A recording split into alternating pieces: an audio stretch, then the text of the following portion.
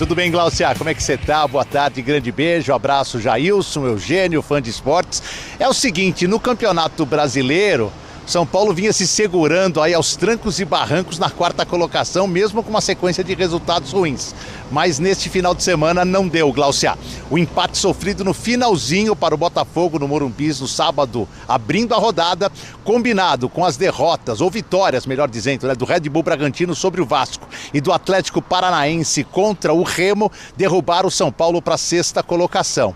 E tem mais, hoje à noite, se houver um vencedor entre Coritiba e Bahia, o São Paulo cai mais uma, vai para a sétima posição, já começando a ficar distante do seu planejamento de parada de Copa do Mundo, que era terminar entre os 4 primeiros colocados. Bem, além do prejuízo em campo, teve o prejuízo fora de campo.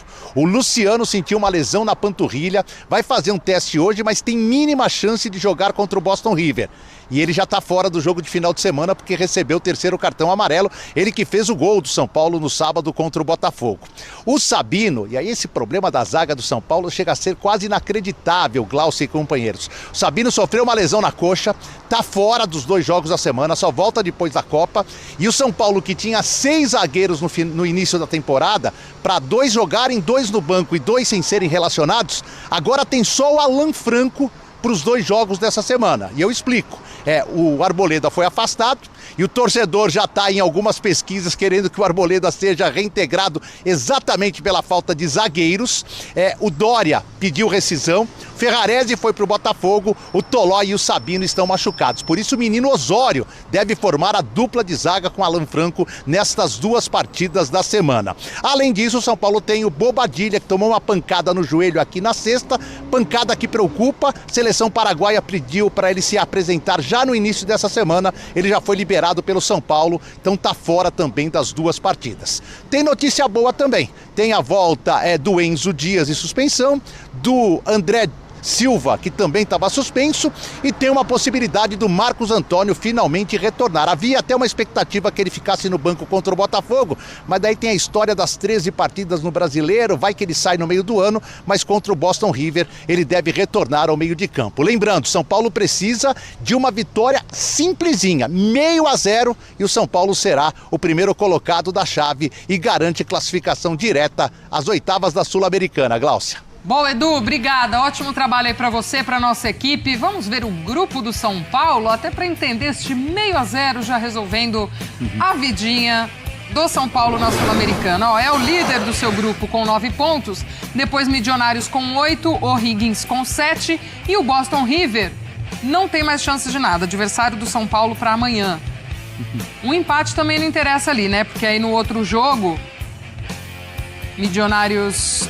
Aí o O'Higgins pode chegar a 10 também, né? Aí e vai pro confronto direto, aí assim. Aí poderia pegar o segundo lugar. Pegar o segundo lugar, sim. Mas para passar direto depende de si. É o clássico, Jailson. Só isso. Só depende, né, do tricolor aí. Às vezes esse é o problema. Às vezes, exatamente. É que a gente tem falado isso, né? Tem falado isso muito, Eugênio. Isso é um problema, se te agrada ou te assusta, né? Tendo visto o início, né, da Sul-Americana do São Paulo, a gente não imaginava, né, que fosse chegar... A gente imaginava que fosse chegar na última rodada já com a classificação assegurada, até sendo bem sincero, né? Mas acabou ali tendo o jogo com Milionários abaixo, a segunda parte principalmente. E aí, enfim, deu sorte até, né, de sair com um empate, porque depois o jogador, né, do Milionários acabou ali desperdiçando ainda uma penalidade. E aquele último lance que foi interrompido no contra-ataque. O contra-ataque de 2 contra 1. Eram 3, né? Enfim, exatamente. E aí, mas o São Paulo... tem essa questão da zaga, né, que vem... eu tô com o Edu, é basicamente inacreditável a questão da zaga mesmo do São Paulo, e aí teve essa questão também do ataque no jogo contra o Botafogo agora, o Tapia perdendo oportunidades ali nítidas para o time, né, sair com a vitória, ele acabou perdendo, a equipe não consegue ganhar mais um jogo, então o Dorival Júnior tendo trabalho aí, né, nesse retorno, principalmente para botar a equipe em campo, né? Que é isso, já vai ter que recorrer à Cotia, já vai ter que botar a garotada para jogar, para ter aí essa oportunidade de vencer o seu jogo e conseguir a classificação. E você olha para o Boston River e fala assim, não, São Paulo vai ganhar do Boston River com tranquilidade. Na semana passada a gente achava que o O'Higgins ia ganhar do Boston River com facilidade, porque o Boston já estava eliminado. Ele ganhou do O'Higgins. É verdade. Um adversário que disputa vaga, disputa classificação ainda. Então, não se pode dar o jogo por vencido mesmo com o Boston River sem qualquer ambição na Copa Sul-Americana. Ó, Milionários e O'Higgins se enfrentam amanhã, 7 da noite também. Dentro dos grupos, os jogos serão nos mesmos dias e horários, justamente por conta desta matemática que a gente ainda faz nessa última rodada. São Paulo tá tentando engrenar. Difícil, tá faltando jogador pro Dorival. Vou trazer o Eduardo Rodrigues aqui no telão, dando boa tarde pra você, meu amigo, desejando boa semana. E aí, pra suprir ausências, especialmente na zaga, tem jogador da base pra dar uma ajudada? Exato, Joana, muito boa tarde para você e a todos que nos acompanham. Prazer falar com você de novo, né, Jojo? Você que ficou fora aí na última semana, é sempre um prazer estar com você aqui. E sim, terá Igão e Isaac, 2 garotos aí, né, da base do São Paulo, que o Dorival já acionou. Eles vão treinar aqui, treinaram ontem, vão treinar hoje também na parte da tarde. O treino aqui no CT da Barra Funda será à tarde e eles são esperados para compor esse elenco. E quem pode retornar também é Rafael Tolói. Há uma grande expectativa do Tolói, pelo menos, ficar no banco de reserva amanhã. Ele voltou ontem a campo, né? Durante o final de semana ele já treinou ali no campo, fez aquela transição física com um trabalho de bola um pouquinho mais moderado, só que como você bem explicou aí na sua entrada, a situação é crítica na zaga. Então assim, o Rafael Tolói deve ir ao menos para o banco para ter uma segurança ali, depois que o Sabino, né, no sábado, no empate contra o Botafogo, teve um problema ainda durante o jogo, teve que ser substituído. Pelo que eu soube aqui, o exame seria feito ontem, mas não foi possível fazer esse exame ontem, então o Sabino vai fazer hoje e aí vai saber a gravidade do problema, mas pelo que me falaram, é impossível ele estar amanhã em campo, a não ser que seja um milagre. É 99% de chance dele estar fora. E aí, como a gente já vem aí noticiando, né, a Arboleda tá treinando separado, o Dória rescindiu um contrato na semana passada, então são muitos problemas para um São Paulo que precisa vencer, né? Até pode empatar o jogo, mas aí dependeria de uma combinação de resultados para se classificar na Copa Sul-Americana. Então, para ficar tranquilo, precisa vencer o Boston River amanhã por um placar magro, pode ser por 1-0, que já garante essa classificação, garante a primeira colocação do seu grupo na Copa Sul-Americana. E como você bem falou, né, uma chance aí do Dorival engrenar, do São Paulo engrenar, porque consegue fazer gol cedo, mas no segundo tempo o São Paulo tem sofrido, tem deixado cair aí a sua intensidade no segundo tempo. Então é algo que o Dorival com certeza vai trabalhar durante essa semana, Joana. Com certeza, tá difícil a situação dele, né? E São Paulo tá brigando pelas primeiras posições do Campeonato Brasileiro ainda. Bom, o Vitória oficializou uma proposta pelo Arboleda. Quem? O Vitória oficializou uma proposta pelo Arboleda. Por mais que o diretor de futebol tenha dado uma entrevista falando, um monte de time quer, você acha que aqui vai... Né? Tipo assim, ele falou um monte de time do Sul e do Sudeste quer, por que ele viria jogar no Vitória, não sei o quê. Eu não entendi aquela entrevista do dirigente do Vitória, sendo que está na mesa do São Paulo uma proposta oficial, assinada, não por ele, diretor, mas pelo presidente do Vitória, e essa proposta está na mesa do São Paulo. Foi levada até o Arboleda? Ainda não. Ainda não. Não foi levada nem aos empresários do Arboleda. É uma proposta por empréstimo, com compensação financeira, e o São Paulo exige isso, né? O Vitória mandou a oferta por empréstimo, o São Paulo exige que seja um empréstimo pago, com o Vitória pagando os salários totais do jogador. Uhum. Então assim, pelo que eu apurei, essa história não deve andar com o Vitória. O São Paulo tem recebido, de fato, como o diretor do Vitória disse, outras propostas, outras sondagens, não propostas, outras sondagens do mercado brasileiro. Então, assim, o São Paulo, o jogador está se recondicionando fisicamente, mas a reintegração dele hoje é muito difícil que aconteça por tudo que teve de repercussão na torcida. O Dorival e o São Paulo conversaram na negociação, quando o Dorival fechou com o São Paulo. E aí, o Arboleda, como é que tá? Tá assim, vai fazer isso, aquilo, assim. Tá, podemos conversar com o atleta quando eu chegar lá. Beleza. E assim, essa conversa, ela foi só até a página meio, porque a repercussão da torcida foi tão grande, negativa, que o São Paulo se posicionou, falou, gente, não tem nenhum acerto, não tem nada certo do Arboleda ser reintegrado. Ele é atleta, ele está aqui numa condição, afastado pelo que fez, e na janela vai se tomar uma decisão. Então o São Paulo trabalha com o jogador se recondicionando para a janela. Para a janela. E é isso que vai acontecer. Então a proposta do Vitória é uma proposta que está lá sendo analisada. Pode acontecer? Me parece um pouco distante hoje. Hoje, segunda-feira, me parece um pouco distante. Ela nem foi levada ainda para os empresários do Arboleda. Então é uma situação que ainda vai acontecer, né, da janela, de ver qual vai ser o futuro do Arboleda. Mas hoje, reintegração é zero. Tanto que o São Paulo vai subir 2 jogadores da base para esses 2 jogos. É o Igão, que é muito bom, e o Isaac.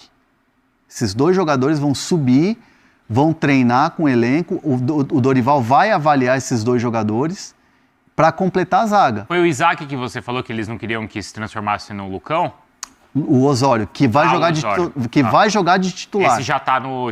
Mas aí não tem como. O Osório vai jogar... Aliás, o Osório está sendo bem avaliado. Entrou bem contra o Botafogo, tem entrado e tal. Então é um jogador que vai ganhando confiança aos poucos.